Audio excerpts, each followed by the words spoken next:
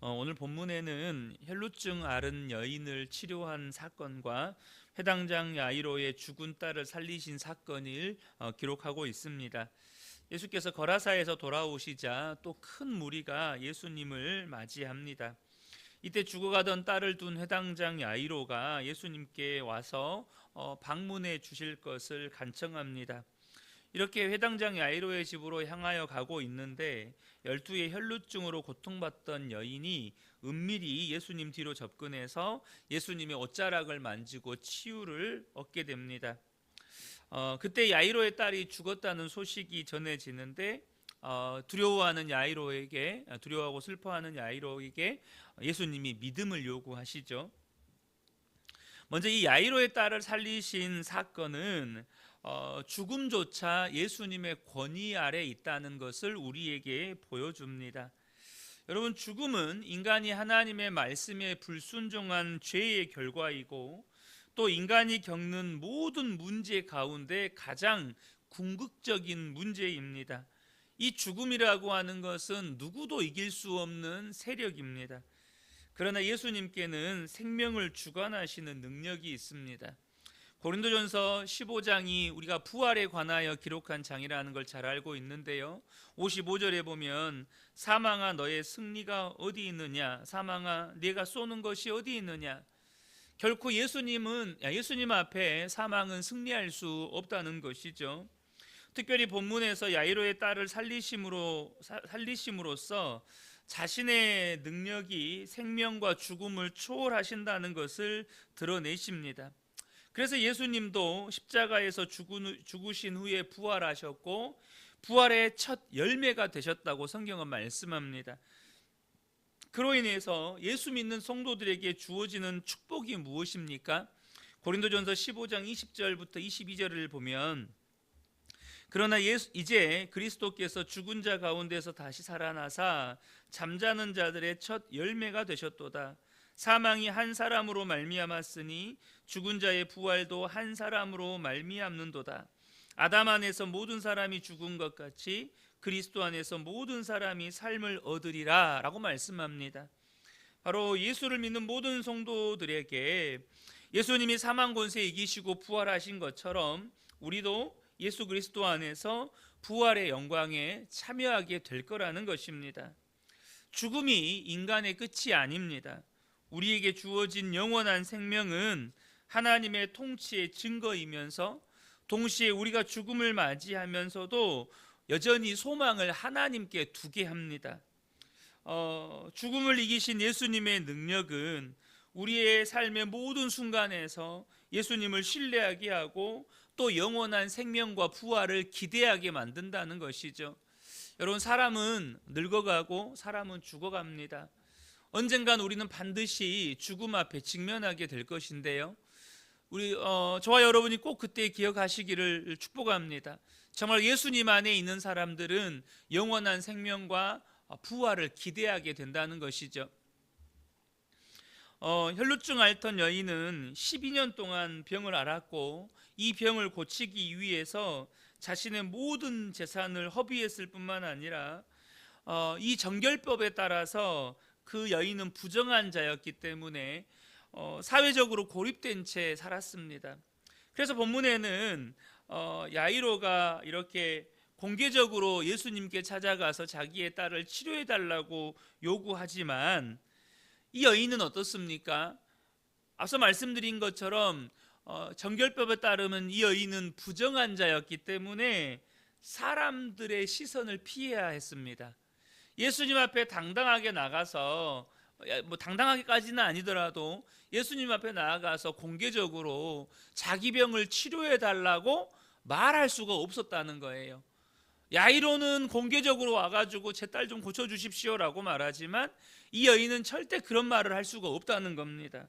44절 보면 이에 12예를 혈루증으로 앓은 중에 아무에게도 고침을 받지 못한 여자가 예수의 뒤로 와서 그의 옷가에 손을 대니 혈루증이 즉시 그쳤더라. 다른 복음서에 보면 가만히 옷가에 손을 댔다라고 말합니다. 그러니까 이 여자는 사람들 앞에서 공개적으로 자신을 드러낼 수도 없었던 여인이에요. 이것은 무엇을 보여주는 것입니까? 하나님의 사랑과 구원은 특정한 계층이거나 특정한 상황에 절대 제한되지 않는다는 것입니다. 우리가 어떤 상황과 형편 가운데 있더라도 하나님의 사랑은 끊어지지 않는다는 거예요. 하나님의 구원은 중단되지 않는다는 것입니다. 누구든지 하나님 앞에 나아갈 수 있다는 사실을 보여줍니다. 로마서 8장 38절 39절 보면 내가 확신하노니 사망이나 생명이나 천사들이나 권세자들이나 현재 일이나 장래 일이나 능력이나 높음이나 깊음이나 다른 어떤 피조물이라도 우리를 우리 주 그리스도 예수 안에 있는 하나님의 사랑에서 끊을 수 없으리라. 여러분, 하나님의 사랑에서 우리를 끊어내는 것이 없습니다. 이 여인은 정말로 그 정결법에 따라서 부정한 자로 낙인 찍힌 여인이었습니다. 그래서 예수님 앞에 공개적으로 나아가지도 못하는 여인이었습니다. 아마도 그 여인은 예수님이 나를 만나 주실까? 아니, 나 같은 여인은 만나 주시지도 않을 거야. 혹 내가 사람들 보는 자리에서 예수님 앞에 나아갔다가는 돌에 맞아 죽을지도 몰라. 그래서 자신을 드러내지 않고 가만히 조용히 이렇게 예수님의 옷에 손만 갖다 댄 것이죠. 그러나 예수님은 그런 여인도 사랑하셨습니다. 여러분, 하나님께 사랑받지 못할 사람이 없습니다. 우리가 어떤 처지와 형편 가운데 있든지 심지어 어떤 죄 가운데 있다 하더라도 하나님 앞에 나아가시는 것을 포기하시면 안 됩니다. 여러분, 계속해서 하나님 앞에 나아가셔야 한다는 것입니다. 또한 예수님께서 혈루증 앓은 여인을 고치신 사건은 이 여인을 병에서 치유하는 데 그치지 않고 소외된 삶에서, 소외된 자에서 하나님 나라 백성으로 하나님 딸로 부르신 사건이었습니다. 예수님은 이 여인이 자기 옷에 손을 대고 고침을 받았다는 것을 아셨습니다. 그런데 이 여인을 공개적으로 들추어내십니다. 안 그래도 이 여인은 정결법에 따라서 자신이 공개적으로 드러나면 돌에 맞아 죽을 수도 있는 상황이기 때문에 자신을 감추려고 했는데 예수님은 이 여인을 공개적으로 들추어 내버리시는 거예요. 지금 예수님은 누가 자신의 몸에 손을 댔는지 자진신고하게 하시는 거죠. 그러자 이 여인이 너무나도 두려워서 더 이상 감출 수 없다는 걸 알고 너무나 두려워서 예수님 앞에 나와 엎드립니다. 만약 예수님께서 고치시는 것만이 목적이라면 굳이 이렇게 안 드러내셔도 됩니다. 이미 고침 받았잖아요. 이미 고침 받았는데 왜 이 여인을 사람들 앞에 공개적으로 들추어 내십니까? 그냥 조용히 덮고 지나가셔도 되는데 거기에는 이유가 있다는 것입니다. 47절 48절에 보면 여자가 스스로 숨기지 못할 줄 알고 떨며 나와 엎드리어 그 손댄 이유와 곧 나은 것을 모든 사람 앞에서 말하니 예수께서 이르시되 딸아 내 믿음이 너를 구원하였으니 평안히 가라 하시더라. 지금 뭘 이야기합니까? 이 여인이 고침받았다는 것을 모든 사람 앞에서 공개적으로 선포하십니다. 모든 사람이 알도록, 이 여인이 고침받았다는 것을 알도록 공개적으로 선포하신다는 거예요. 다시 말하면 이 여인은 더 이상 부정한 자가 아니라는 사실을 사람들에게 알게 하십니다. 그로 인해서 이 여인은 단지 병에서 나은 것만으로 그친 것이 아니고 단절되었던 사회적 관계, 또 영적인 정체성까지 회복되는 온전한 구원을 경험하게 되는 것입니다. 이제 이 여인은 사랑하는 가족들에게 돌아갈 수 있습니다. 이웃들과 교제할 수 있습니다. 소외되었던, 어떻게 보면 따로 격리되어서 살았던 이 격리된 자에서 이제는 유대 공동체 안에 다시 들어와서 사람들과 교제할 수 있고 친구들도 만날 수 있고 함께 온전한 사회 구성원으로서 살아갈 수 있게 되는 거예요. 여러분, 예수님의 구원은 전인적인 구원입니다. 우리가 예수 믿고 우리의 영이 구원받아서 이제는 내가 나중에 죽으면 천국 가겠구나, 이걸로 끝나는 게 아니에요. 예수님의 구원은 전인적인 구원입니다. 그러므로 여러분, 저와 여러분이 예수 믿고 구원받았다면 우리가 이번 주일에 나누었던 것처럼 단절되었던 관계들도 회복되기 시작합니다. 용서하지 못했던 사람들이 용서가 되어지고, 사랑하지 못했던 사람들이 사랑이 되어지고, 용서를 구하지 않았던 것들이 이제는 그 사람을 찾아가서 용서를 구하게 되어지고, 그렇게 관계가 회복되어지고, 또 이전에는 제가 엊그저께도 지난주 목요일이었던 것 같아요. 교회로 전화가 왔어요. 교회로 전화가 오면 저한테 바로 이게 전화가 오거든요. 근데 어떤 청년이었어요. 청년이 자기가 그 대인 기피증, 뭐 정확히 기억은 안 나는데, 계속해서 실패하고 이렇게 무슨 이제 이런 불안장애, 그래서 직업도 못 갖고 결국에는 도와달라는 이야기였습니다. 그래서 제가 형편되는 범위 안에서 제가 한 끼 식사값을 그냥 도와주었어요. 그런데 너무너무 안타까운 거죠. 여러분, 예수를 믿으면 회복되는 것은 단지 내 영혼이 마귀의 종로로 하다가 하나님의 자녀가 되는 것으로 끝나는 게 절대 아닙니다. 병에서 고침받는 것으로 끝나는 게 절대 아닙니다. 우리의 삶의 전 영역에서 치유와 회복이 시작이 됩니다. 전 영역에서 모든 것이 아직 회복되지 않았을 수 있어요. 그러나 회복되어져 가기 시작한다는 것입니다. 그래서 저는 우리 근혜교회 모든 성도님들이 내가 그래 하나님의 자녀가 되었지, 하나님의 자녀가 된 것을 나 혼자 알고 나 혼자 누리고 나 혼자 기뻐하고, 이게 아니라는 거예요. 내 삶에 무너져 있던 삶의 다양한 영역들에서 회복의 은혜들을 반드시 하나님이 주신다는 것입니다. 그렇다면 여러분들이 지금 회복되지 못한 게 무엇인가 보셔야 한다는 겁니다. 내가 아직 정상적으로 회복되지 못한 게 뭔가, 하나님 보게 해 주십시오. 그리고 회복시켜 주십시오. 여러분, 기도하셔야 한다는 것입니다.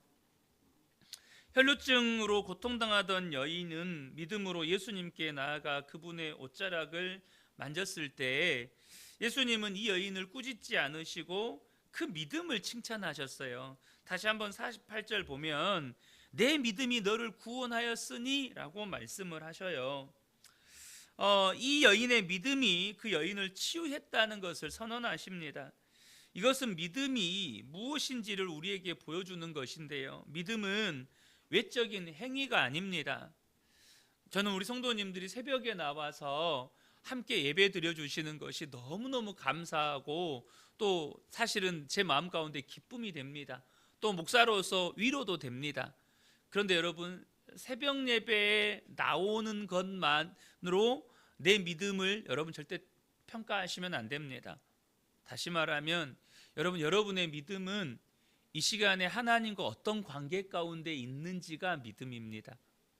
그럼 내가 지금 하나님과 어떤 관계 가운데 있는지를 보시려면 하나님이 내게 말씀하시는 것이 내 귀에 들리고, 그 말씀이 내 마음 안에서 믿음으로 붙잡아지고 삶의 현장 가운데 나아가서 믿음으로 사라져야 합니다.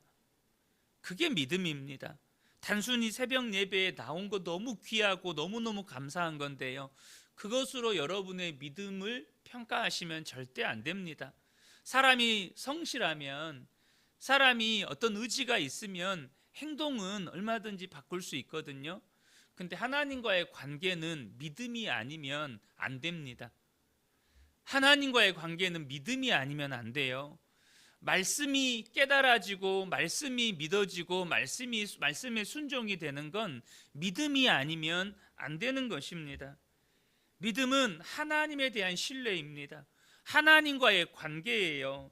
야이로의 딸이 죽어가고 있었기 때문에 이 야이로는요, 예수님이 빨리 자기 집으로 가셔서 자기 딸을 고쳐주기를 원했을 거예요. 그런데 이 혈루증 앓은 여인을 치유하는 그 몇 분의 사건, 그 몇 분의 지체로 인해서 여러분, 딸이 죽었다는 소식을 들었습니다. 물론 그 시간 때문에 딸이 죽었겠습니까?